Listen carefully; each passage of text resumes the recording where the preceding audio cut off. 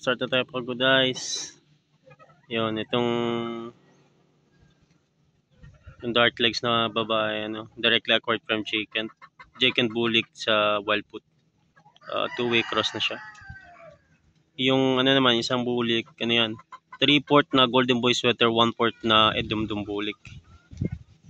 Ito, Edumdum Bulik sa Golden Boy. Yung papa nitong itong bulik na to is 2 times winner. Nabilad sa araw, napatay. Yun yung pure na Edlum. Tapos, yung kapatid nito, nilaban namin, nanalo na. Ang pangit lang sa ganito, masyadong aggressive. Malakas pumalo. More in baba lang yung niya strength.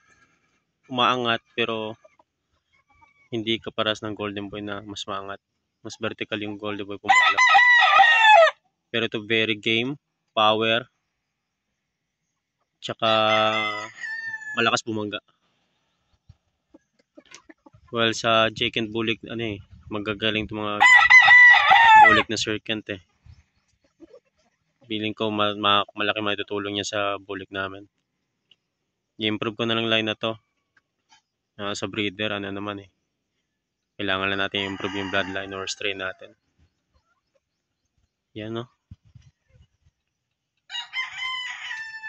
Gapo. Gusto ko yung kulay ng ganito na bulik. Ganito yung bulik na gusto ko na kulay. Gwapo.